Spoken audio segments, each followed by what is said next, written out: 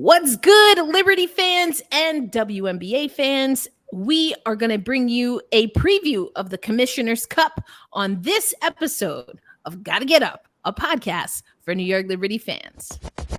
Gotta get up, gotta get up, gotta get up. Hey, women's basketball fans, welcome to Gotta Get Up, a podcast for New York Liberty fans, brought to you by Rosie Media and hosted by Erica L. Ayala. Welcome to another episode of Gotta Get Up, a podcast for New York Liberty fans as part of Rosie Media. I am your host, Erica L. Ayala. And we got the squad back, fam.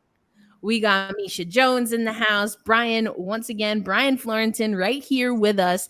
And we are going to talk. This is basically the podcast where we talk about the Las Vegas Aces and the New York Liberty. And it's appropriate timing.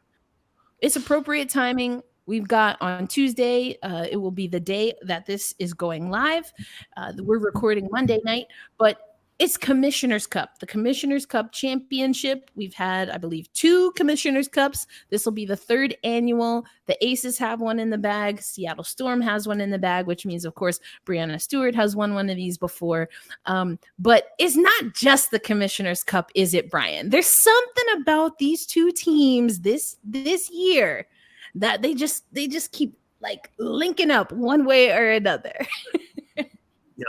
It's like the best way I like to think about it is that whenever the 2 best are competing at something, they're always supposed to meet at the top of the mountain. So we have the best on the West Coast, we have the best on the East Coast, and then we've got them meeting for high stakes, big money, big charitable donation. So this is pretty much the highlight of the early part of this portion of the schedule.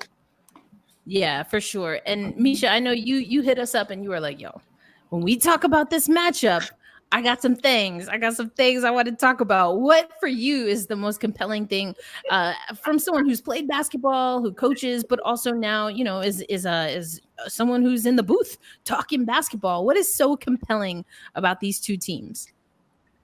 Well, first and foremost, and it's something that I think a lot of people across platforms this entire season have talked about, these are 2 teams that when you line up at the starting blocks with them, they're going to be full sprint from top to bottom, from the beginning to the end. And the question really is, like, can you keep up with the pace? Can you keep up with the intensity?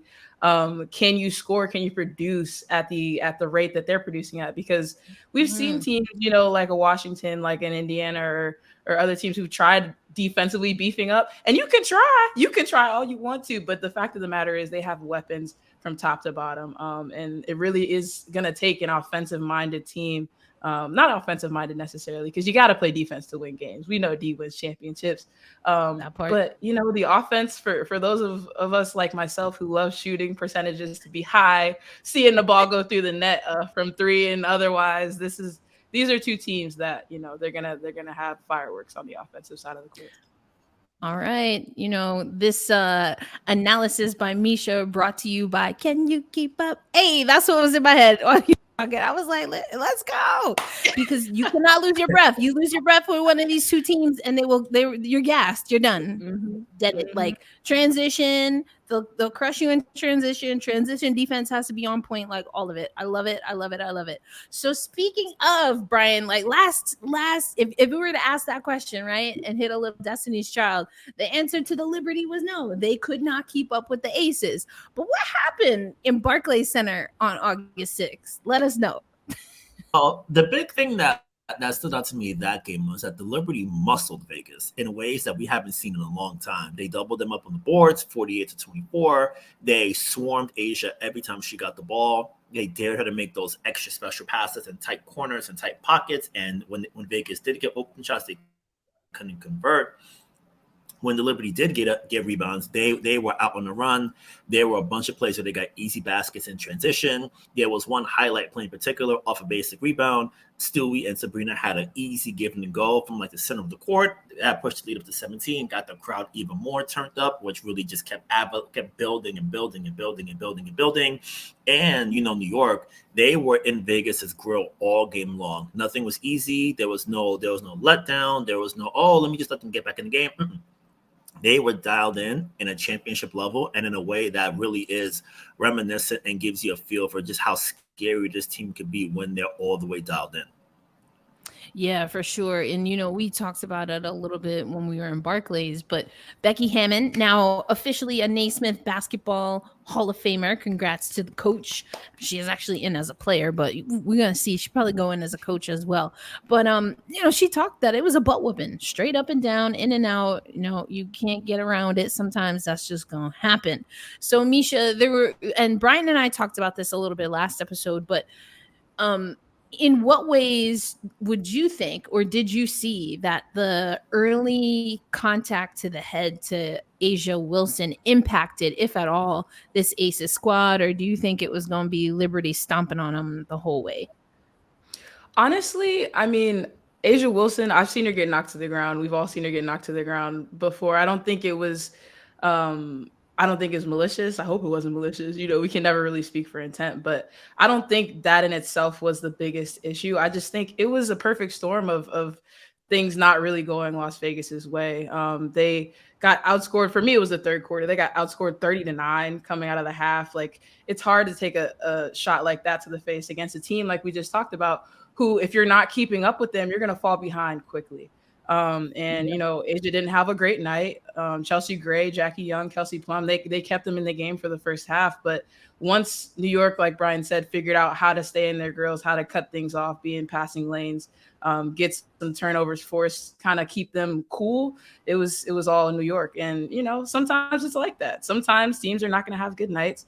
And for this one, it was all about who made shots and who had possession of the ball. I also think rebounding the basketball was a huge. Yeah, we're going to talk about that, aren't we? That was a huge point of emphasis for New York, because at the half, Vegas is losing 26-12 on the boards. That's almost unheard of. And by the end of the game, it was quite a discrepancy. It was quite a lead that New York had in terms of the board. So it's possession, it's making shots, and it's staying on pace. And if you can't stay on that pace, you're going to fall behind.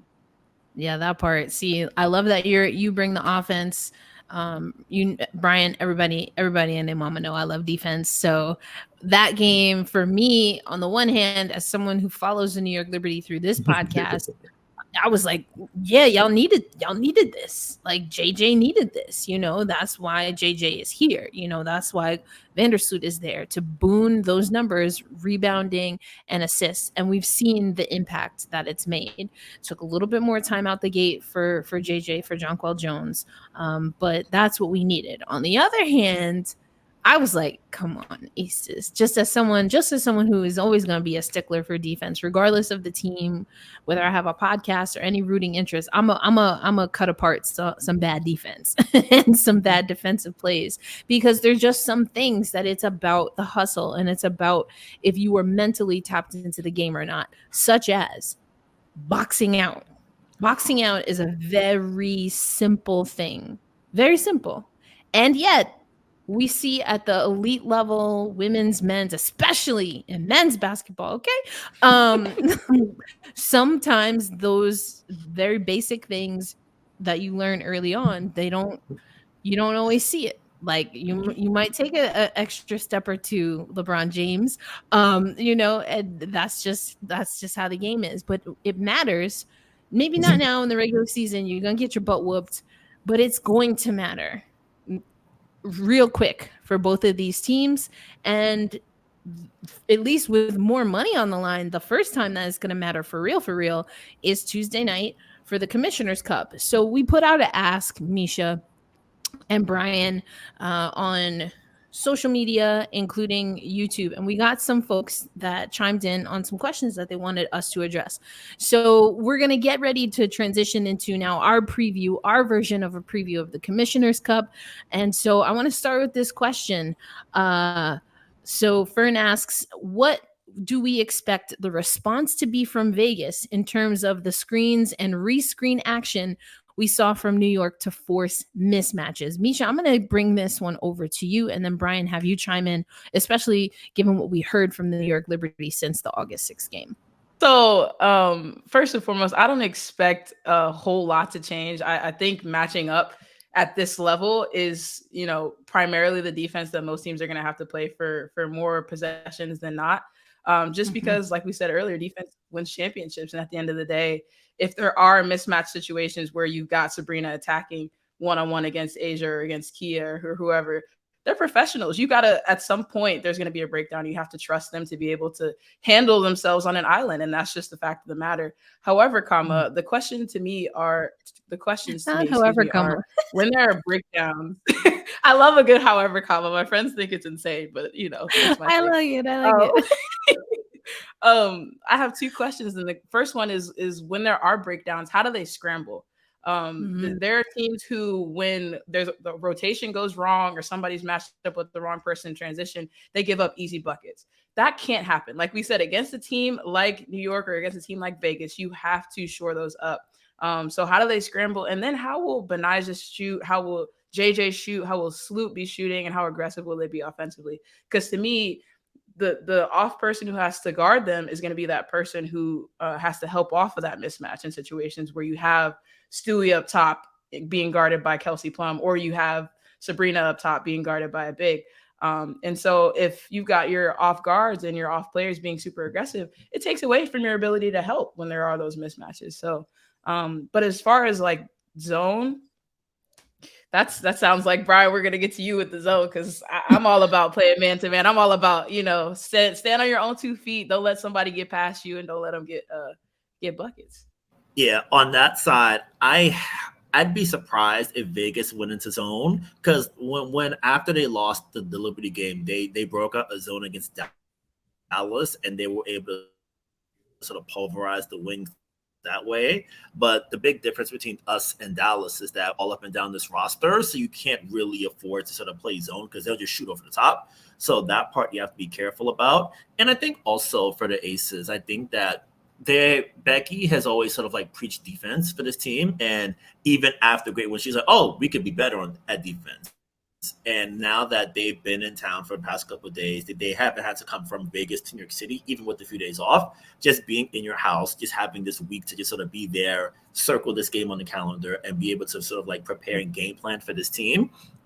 I think that they're going to come out with a lot better focus on defense this time around. And I think having Asia, who in that first quarter was fantastic on the defensive end, having her out there and being able to sort of like play her big minutes tonight, I think will sort of help clean up a lot of the mistakes that the Aces made on defense. So I'm looking to them to play a lot more man to man. I don't envision them doing zone against New York, and I think they'll try to be a little bit more physical when they are matched up with somebody, and on those switches be more concise and clean when it comes to those. Absolutely. Yeah, I agree with what both of y'all are saying. I don't think defensively we'll see too many changes. I think if anything you see change defensively, it will be that the Aces, at best, I felt like they looked lethargic. But even that, I feel like, but I mean, I don't know. They were just a step behind, and I think they just were fatigued for one reason or another, and they never got comfortable. They never found their groove.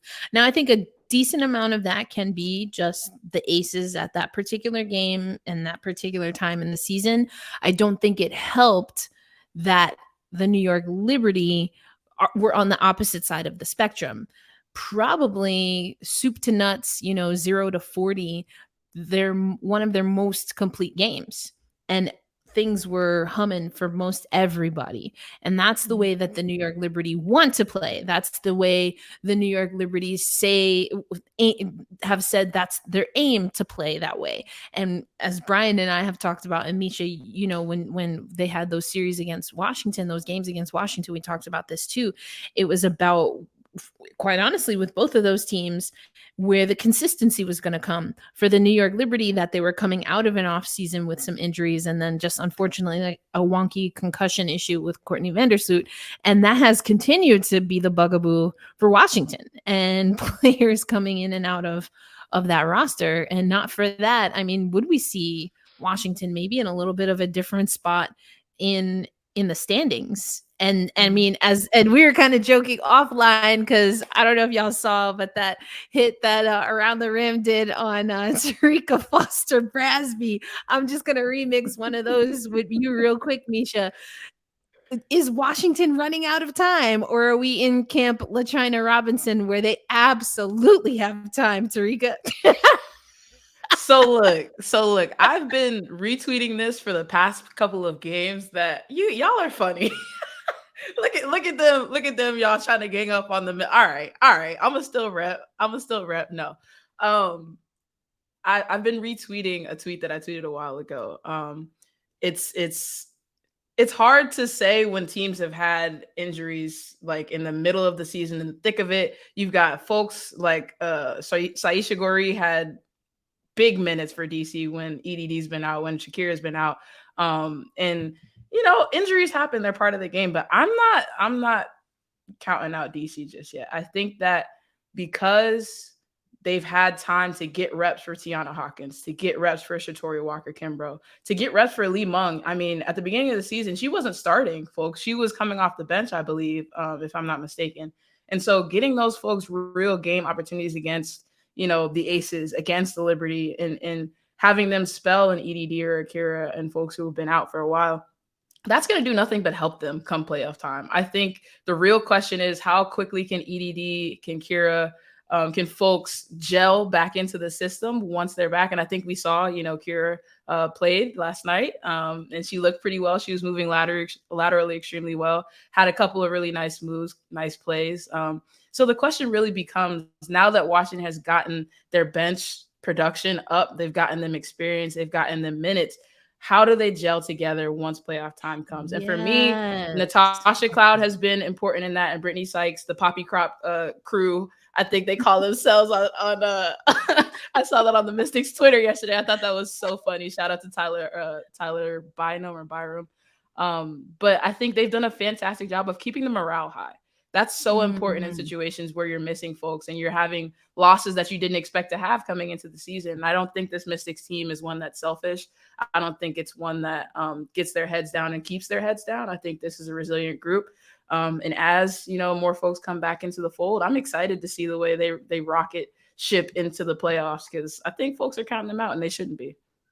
Listen, see, this is why, as much as Misha, you were like, oh no, I gotta, I want to be hanging out with y'all, talk about, I was like, oh, absolutely. When Misha's free Misha on the show, because the way you broke that down. And Brian, I'm gonna kick it to you in a minute, because I loved what you talked about when it came to involving the bench players and keeping morale high. Brian and I last week were in New York and going to practices, and we were focused on Steph Wilson coming back, reintegrating from injury, and what the realistic expectations are on the court versus the importance of having someone reintegrate now so that they're game ready when their number absolutely needs to be called further down the line. So Brian, hearing what Misha said, I want to take it to you. And again, thinking about Maureen Johannes, even what I believe it was KT that told us, I think it was Jackie asked, that you started seeing that it's not the starting five and then the bench players, that even in practice, they're starting to integrate the squads a little bit. And so that's what I wanted, Brian, for you to take us back to Barclays and what the Liberty is saying about being able to blend all of those things, reintegrating players, getting players' confidence up, but then also getting significant minutes from the bench. How is that also coinciding with this 6 game, is it 6 or 7 now, this winning streak that the New York Liberty is on? 6. Okay. Yeah. Yeah, one thing that sort of stood out to me about Maureen in the past couple games is the level of aggression. There have been plenty of times this year where she would just pass up wide open shots and just sort of like get herself into a bind where it's like, Maureen, the shot is right there, take it. Or Maureen, the lane is right there, don't pass out. You have a lane to the basket. Something that she's sort of taken care of in the past couple games is just like attacking the basket with the level of assertiveness that we're used to.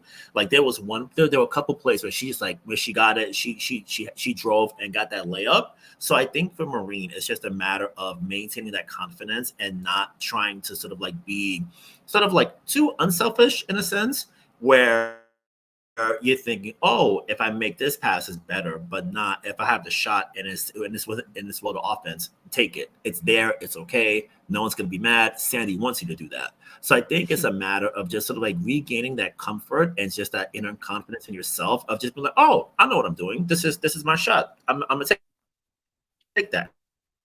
I'm gonna make it.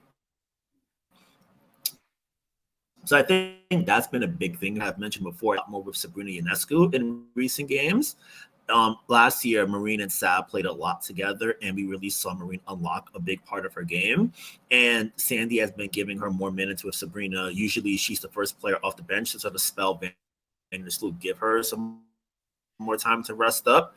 And I think it's worked wonders for the team, just giving them another ace 3-point shooter, another ball handler, and someone who's great moving off the ball. So I think just having that sort of like chemistry with someone she spent a lot of time playing with last season has sort of like given her that extra boost as well too. And I think the consistent encouragement from Stephanie Dawson on the bench is always telling her, hey, don't put your head down. Stay confident. We got you. You're good. I think that's helped her a lot too. And I feel like the team has come together to really uplift her and make sure that she's always sort of appreciated. She's always uplifted and given confidence. So that way, even when she puts her head down for a second, they're like, pick yourself back up. You're good. Get back and focus on the next one. And then we got you back. That's real. Yeah, I think especially with Marine Johannes, you're absolutely right. Her decision making has become not just more aggressive for in a physical way, but it's become more confident. You see that she's taking opportunities, just like you said, Brian, and taking them and looking for her shot first. And I think that's so important. And given what you talked about, Brian and I, Misha, have talked a lot about how when Marine Johannes is unlocked, she can be just that overall X factor for this New York Liberty squad because of the versatility that she has a lot of potential to have right now. I think it's still getting her a little bit more comfortable with the ball in her hands at that true one spot, but I think everything else will slip and fall into place as she continues to grow. So then my question is, and this actually, it's not even my question. See, look at me taking credit for other people's questions. That's shady. Not shady. Oh, we throwing shade. Okay. I'm not shady, I promise. At least not on purpose. JC over on YouTube has a question for us that I think fits into this. But Misha, I'm gonna go to you first and then to Brian. Who's the X factor for these two teams heading into the Commissioner's Cup Championship on Tuesday night?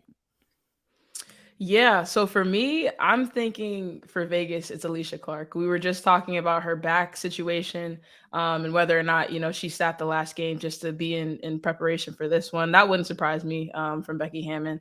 But we all know Alicia Clark, first and foremost, as a defender. She's a weapon.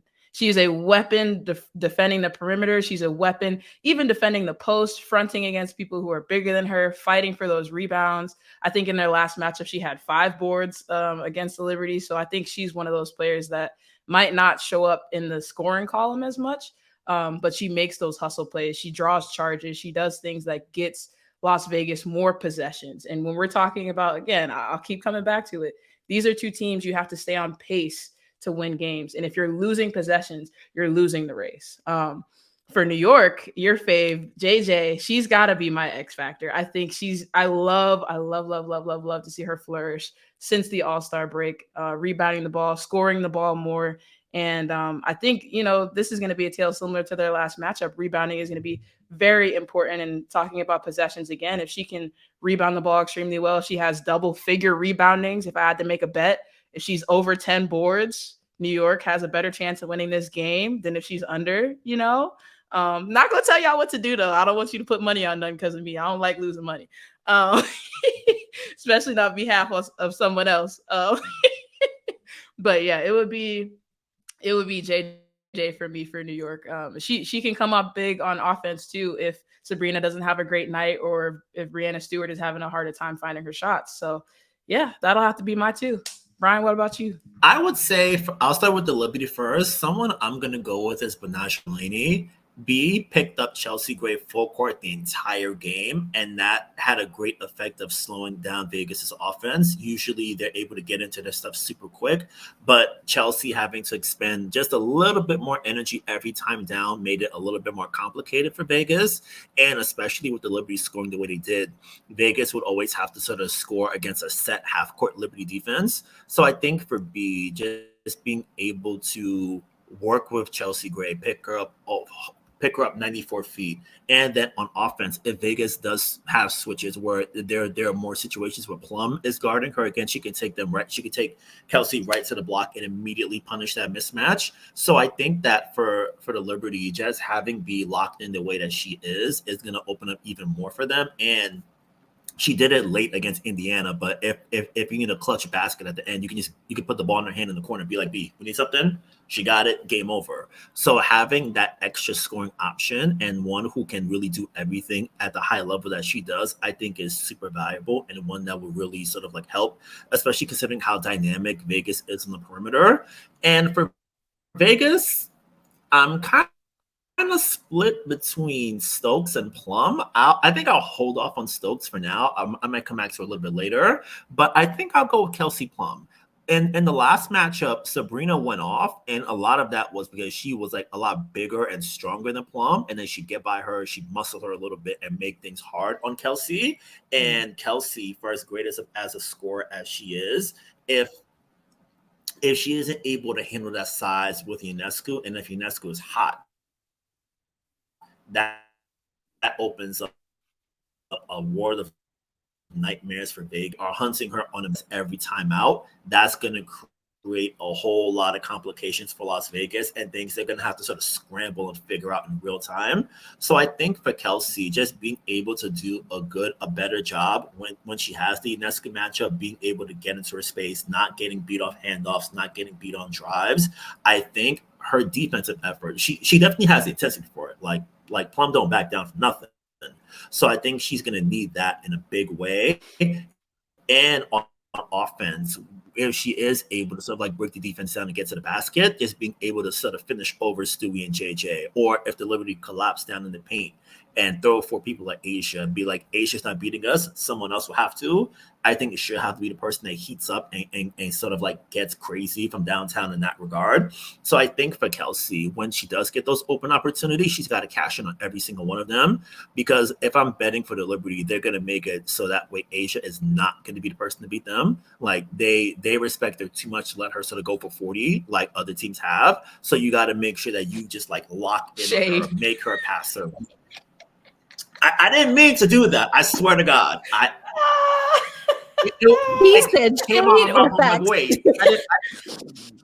It's cloud cover. It's overcast today.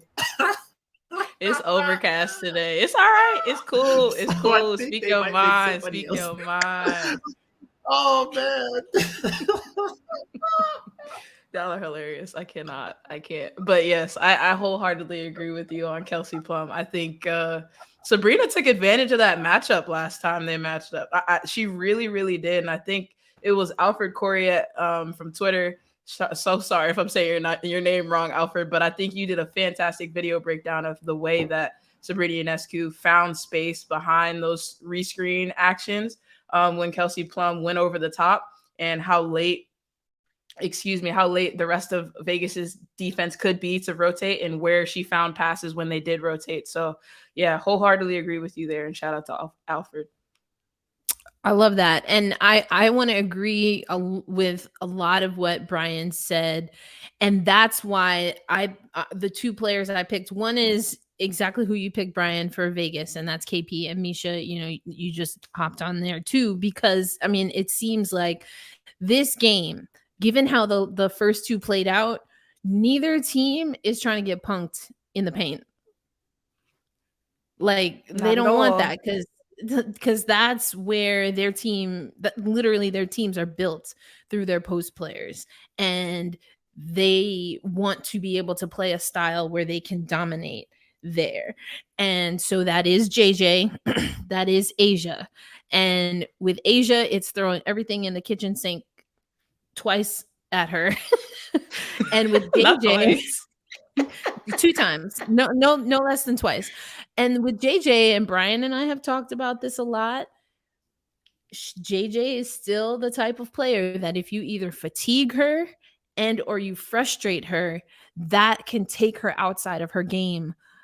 It's getting better. And Jackie Powell, shout out to Jackie Powell on the New York Liberty beat. But we were talking about how she definitely has matured to kind of absorb some of that. That is inevitable. No post player in the WNBA is happy about how the game is called. So take that with a grain of salt. But there are times where you can see that she will let her frustration bubble over. And while I agree with you, Misha, from our conversation earlier, I don't think that elbow early on to Asia in that August 6th game, that I would put money that, I'm not a betting woman, but if I were, I would put money that was not intentional. And if you told me that JJ maybe put a little extra mustard on her elbows, not in that scenario necessarily, but that generally speaking, she can be that player, I would say yes, absolutely. And hey, listen, I talked about this. I don't remember if we talked about it on the podcast or not, but I say this all the time. And ask Diana Taurasi to her face about it. So listen, X Factor folk, don't come at me, because don't come for her. And I are cool. She's done for you. DT and I are cool. So I just want y'all to know. But Diana Taurasi is the type of player, she's not getting calls.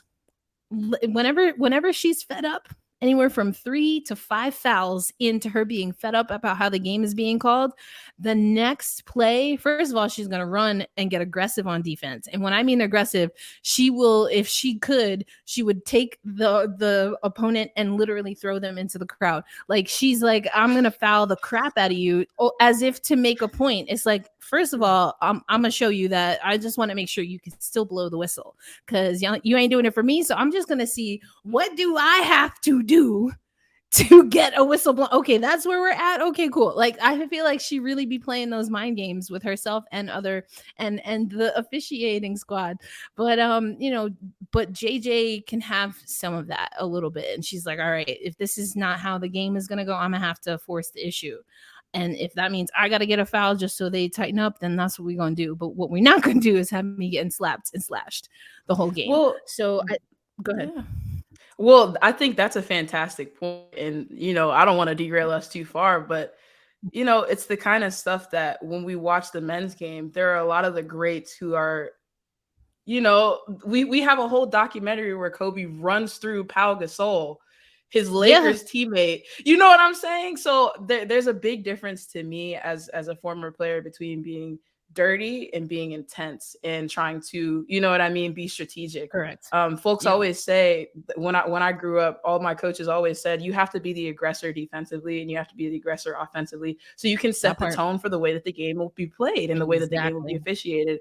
100%. And all the other, stuff about whether or not you get her riled up, you get her frustrated, that's neither here nor there. What we're talking about is strategy. What we're talking about is ensuring that you can play the way that you want to play. And you know what, DT, I understand, because I was somebody who used to get fouled all the time too. And that's not fun. It's not fun. It's people. Really not. It's not and fun. Asia knows that. JJ knows that. And, I think with JJ and just players that are, on the taller side, especially in the WNBA, like, they just be getting this, like, no, you could take that. You be all right. Like, what? Like, no, we're not doing that. But anyway, to go. That's not how it works. Every player should be protected the same way. Yeah. Correct. And unfortunately, I do think my eye test says that has been inconsistent. At best, it's been inconsistent. I think players would argue it's an outright problem. And I mean, they have this entire season. Correct. I mean, we've seen it in Washington. We've seen it with New York. We've definitely NECA always got something to say, and NECA don't be just talking. So, man, and that's crazy, because I think she's right sometimes. I really do. But anyway, like you said, we're gonna have to have topical. Maybe in the off season, we're just gonna have where we just go in on one specific topic. Because I have podcasts. Yes, I have. Yes, just Black Rosie Media rant. That's it. But I wanted the other player that I had in mind, and it's someone that we've already mentioned. But given that I do think that this game is going to be locked down defensively, it's going to be locked down in the paint.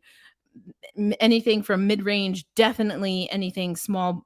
I say small ball because I'm a baseball person, but that's going to be on lock. I really do feel that both teams are going to be on their A game. So that means for me, I do think that we'll see a defensive change, or at minimum, we'll see the Aces throw multiple looks at Sabrina Ionescu for the reasons that we talked about before, because she is an X factor.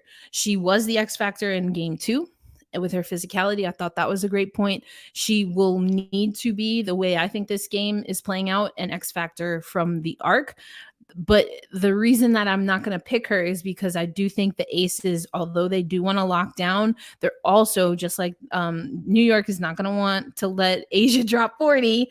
I don't think the Aces want Sabrina to drop 40. I mean, they don't want Sabrina or Stewie to drop 40, but I mean, I think that if they do what they need to do in the paint, then that in some regard can take care of Stewie. I think then if you're really focusing and they play really tough defense on Stewie and on Sab, that's going to leave somebody open to take shots. So I'm okay with Banija being an X factor because she can be that player. But who else can be that player? And who I think if they really get this game going, this could be awesome for their confidence, and that is Marine Johannes. I think Marine Johannes in a game like this, where it's going to be so tight, it's going to be so physical, she's going to find the empty space. And if the New York Liberty have been doing a better job of finding Marine Johannes, that is going to be their eject button. That is going to be how they can win this particular game against the Las Vegas Aces. Because quite honestly, and I know we mentioned Jackie Powell, and even people have commented this on the Gotta Get Up videos, that people feel that sometimes Stewie and Sab haven't done the best job of finding Marine Johannes. And I always wonder, first of all, it wasn't something that caught my eye test. But then as I heard multiple people say it, I was thinking, well, the way the Liberty have been playing, especially early on, I think it's a little bit of a chicken egg, to where if Marine is going to take those shots, I think she would get fed the ball. But if the players on the team maybe are not familiar yet with her full range, where she's comfortable taking the shots, and they see her cutting maybe a lot, or they see her cutting and then dishing, if that's not what they think necessitates the situation, is that a point where maybe they don't give that to Marine, maybe at a particular time in the shot clock, and they try to see another open pass? I don't know. I'm not sure that I'm buying exactly that they're not giving her the ball, but I could see there be a way that the New York Liberty maybe could overlook what she brings in certain scenarios. I think the New York Liberty are going to have no choice but to have Marine Johannes in this kind of game, because she's very smart. She reacts very well, and she can be hella slippery. And again, everything's going to happen congested in the paint. She can shoot from damn near anywhere and has a quick release like Sabrina Ionescu, and will shoot that damn thing. Like, she don't care. It's going up. So I think this could be an interesting game for Marine Johannes. Wholeheartedly agree with you there. I think the season that she had last year was not lost on me. You know what I mean? And I hope it isn't lost on a lot of folks out there, because she was a highlight reel. You know what I mean? And not even just scoring the ball. I also think in the last matchup between New York and Las Vegas, I believe New York doubled up Vegas on the assists. And I think if we're talking about teams that need to get going and stay going offensively, regardless of what you throw at them defensively, not only can Marine stretch the defense, she can find whoever's open once she starts hitting shots and they start paying more attention to her. So straight up agree with you on that one for sure. I want to see her in the game. Also, she's fun to watch. Like, and her initials are MJ. There's so much there. MJ23. Come on. Like, yeah, and just to add to that, I think also with Marine, I think just having someone who can break the defense down a little bit gives New York even more to work with, because we know that New York is so great moving the ball from second to third side. That's how they stressed Indiana's defense on Sunday.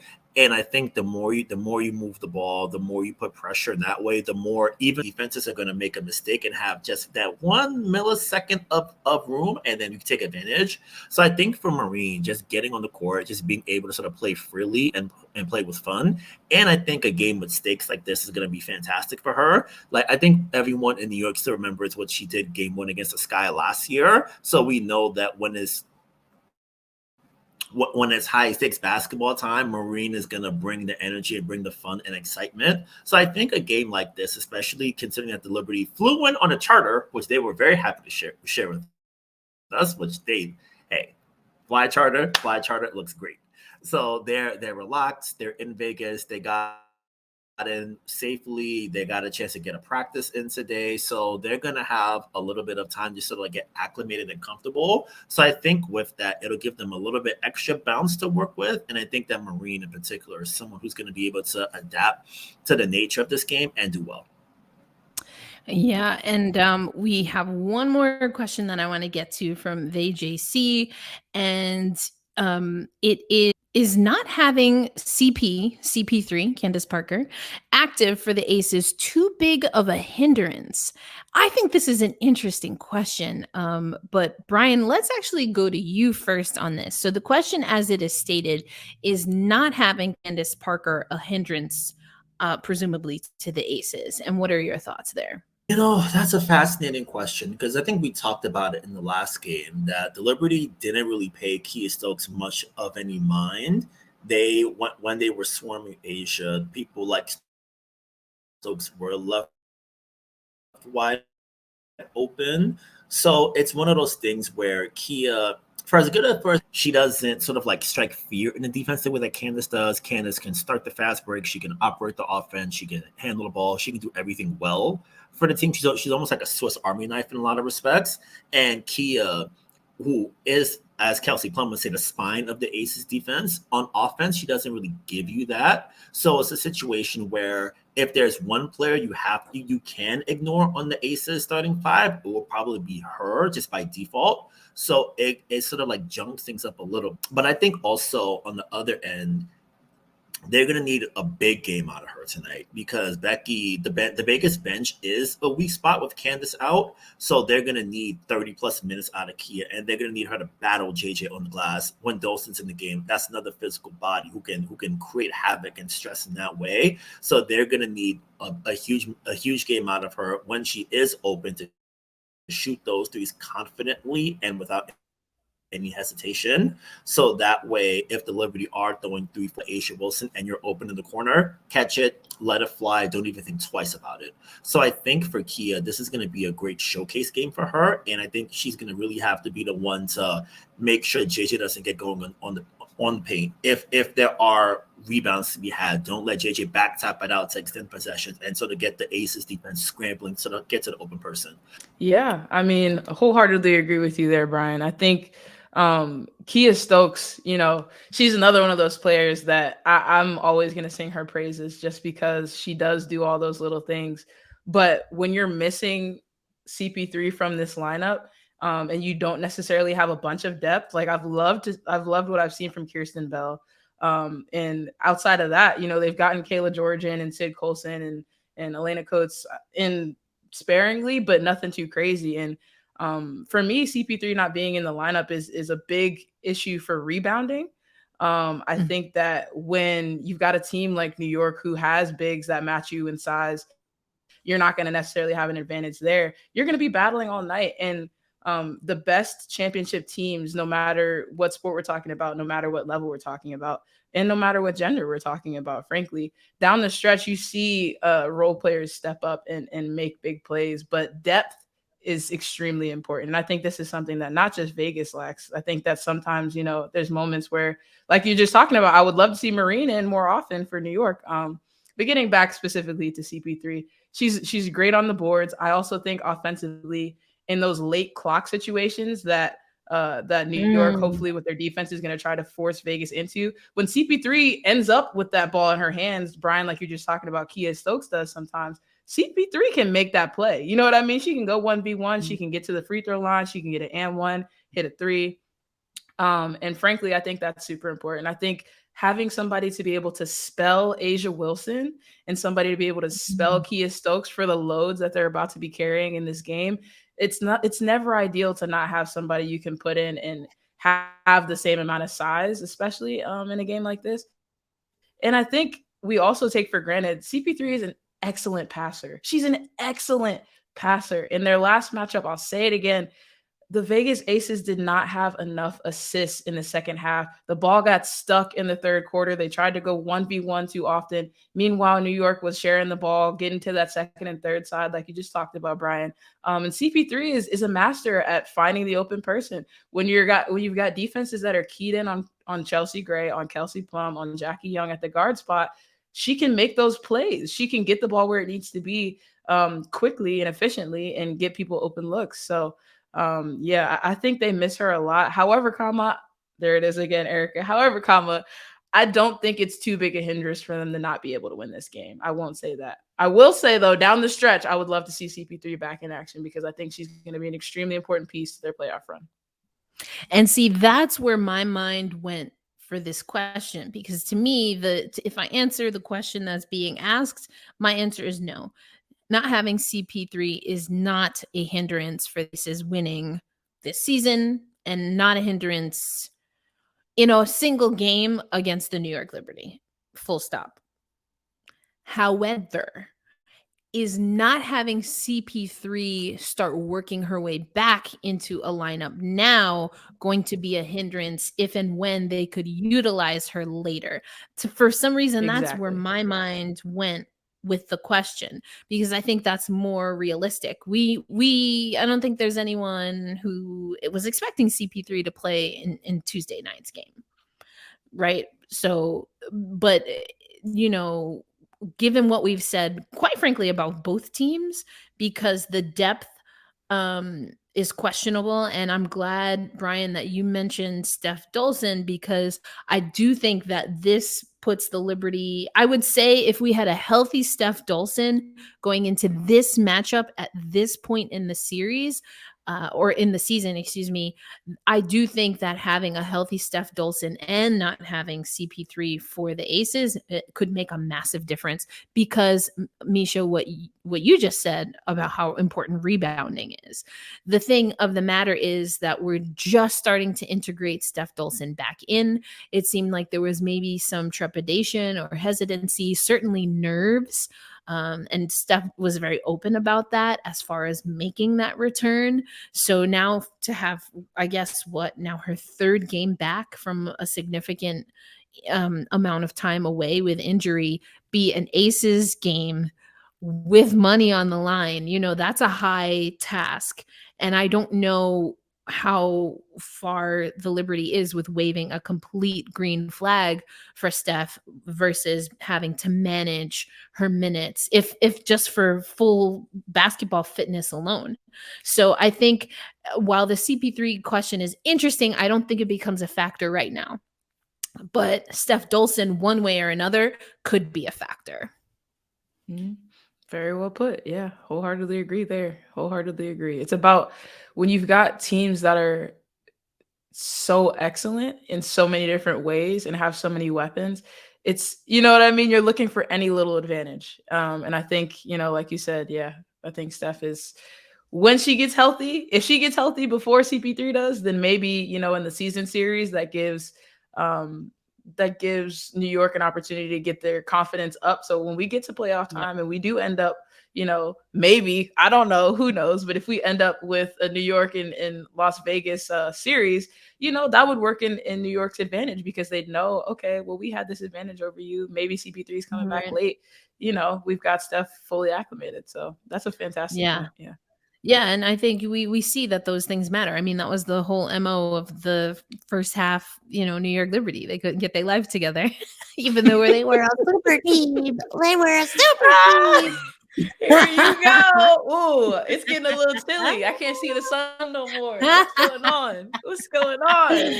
Oh, Oh damn. All man, right. you see, I ain't got no. You see, Listen. ain't got no sleeves on. It's cold. Come on now.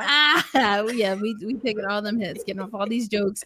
But I want to close with this because it is a preview show, so it's very natural for us to close out with predictions. And you can take predictions any way you want. It can be the final score, it can be just who you think is going to win the game. I always like to remix my predictions, and I say, in this case, it would be Vegas and New York. I would say New York will win if boom, boom, boom. Vegas will win if boom, boom, boom. And then we'll see who does what Erica says. And that's going to be the team who wins. So, anyway, that's probably what I'm going to do. But, Brian, we'll start with you. Any way you want to take it, what are your predictions for the 2023 Commissioner's Cup against the Las Vegas Aces and the New York Liberty? Sure. New York will win if they win the rebounding battle.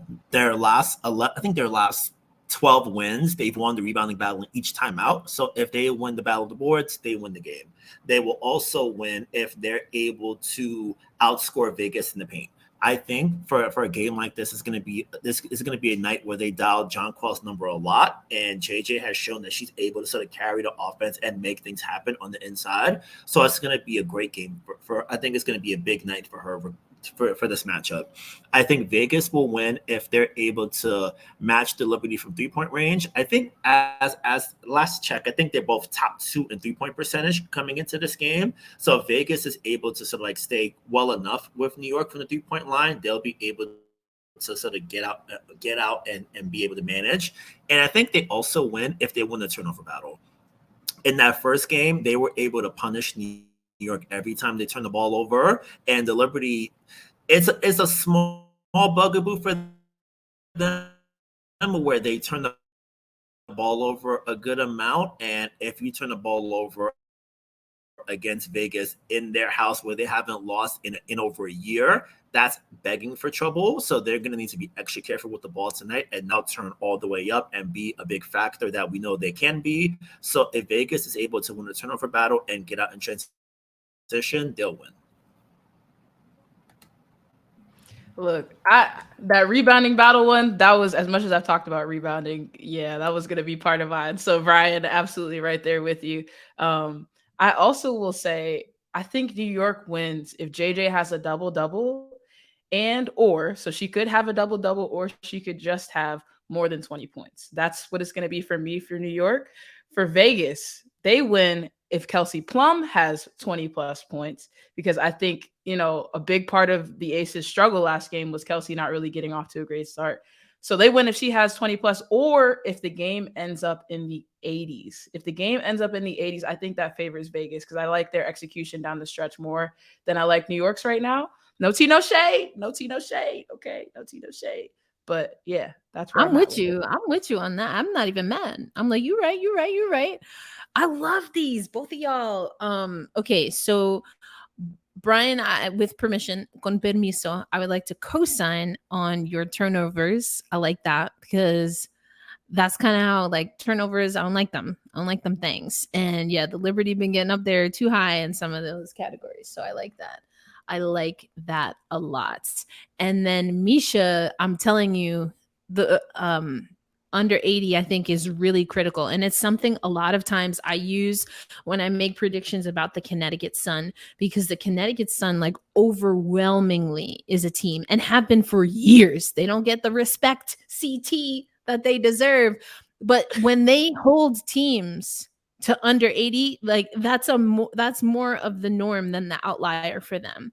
And so if you can speed that team up, they will have more difficulty. And so I think the Liberty is a little bit more dynamic. This 2023 roster is a little bit more dynamic than those kind of bread and butter CT Sun teams. That being said, I still like that prediction a lot. So what I will add is, and I'm going to go to specific players. So we're going to do this.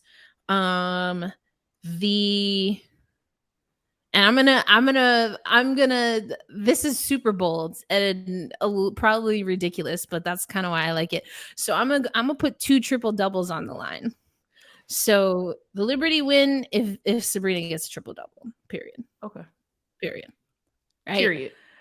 This is the one. This is the one where I'm like, yo, if this happens, I kind of just want it to happen. I don't care who wins. I Yo, need if you to Jackie say it. Young, You're stressing me out. You're leaving me. yo, so my triple double X factor is Jackie Young for the Aces. Ooh, I like that. That's spicy. That's spicy, but I like spicy food. I got acid reflux, but I like spicy. So that's okay. Come on, wouldn't that be fun if Jackie goes off for a triple double in the Commissioner's Cup? Come on, that would Yeah. be fun. That would be It fun. would. It would. You know? Okay. All right. I'm not betting. Like you said, I'm not betting though. I'm not betting for real. But if I was, I think that would be fun. And you know what? I feel like Jackie, like, it's a stretch because it's not what we're used to, but it's not like she can't. yeah. Yeah. She fully has the capability as a creator to, you know, triple double, you only gotta score 10 points. We know she can score more than 10 points. And she could get that third category, whether it's steals, whether it's boards, like she's versatile in that way. So I like the way you think. I like that. There we go. So we made our predictions.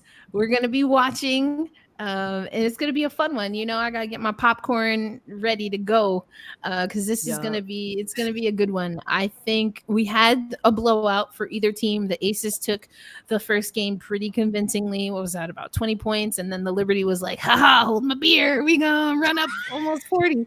And so, you know, we've seen two extremes. I think if I had to make another prediction, this one comes down to the wire.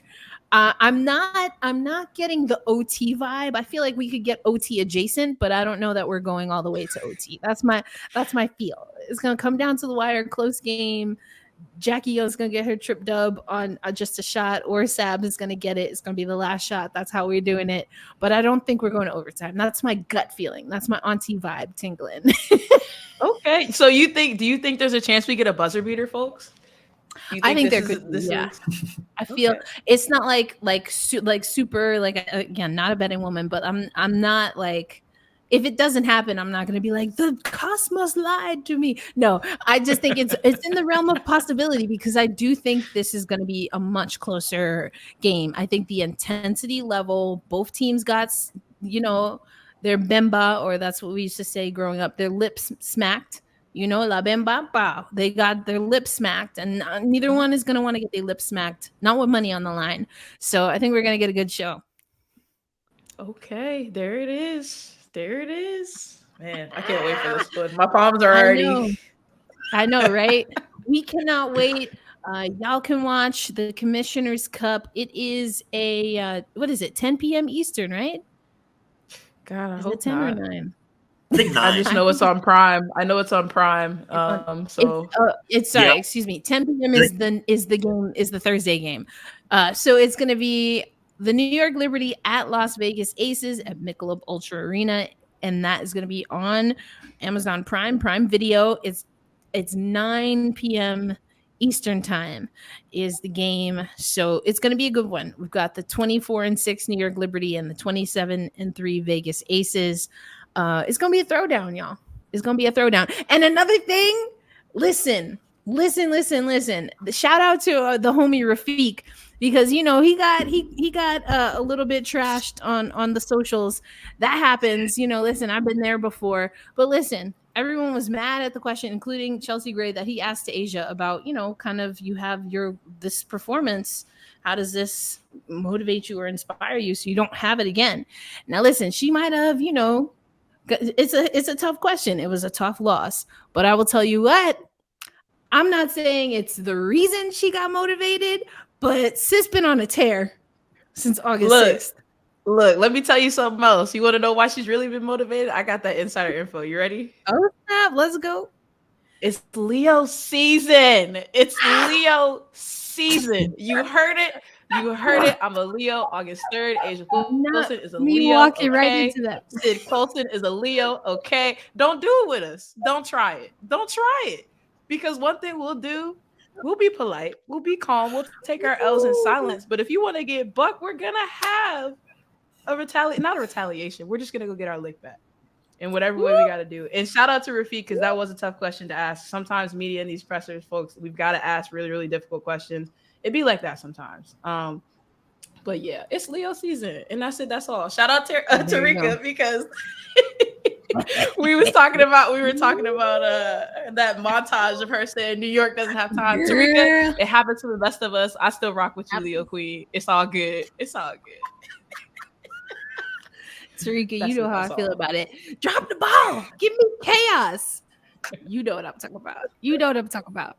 But that is our show. So on behalf of Brian Fleurantin, who's like coming through in the clutch, like homie's out of town and still came to talk shop with us. I love that. Thank you, Brian. We appreciate it. I'm still out of town, but I wanted to pop in. I'm a little bit delayed, so if there's like a 10-second pause of just me staring, I'm like, hey, out of road games sometimes aren't home games, but we win regardless. So that's what We that win is. regardless. I love That's it. it. I love it. That's He out it. of That's town. it. I'm not gonna say the rest. Anyway.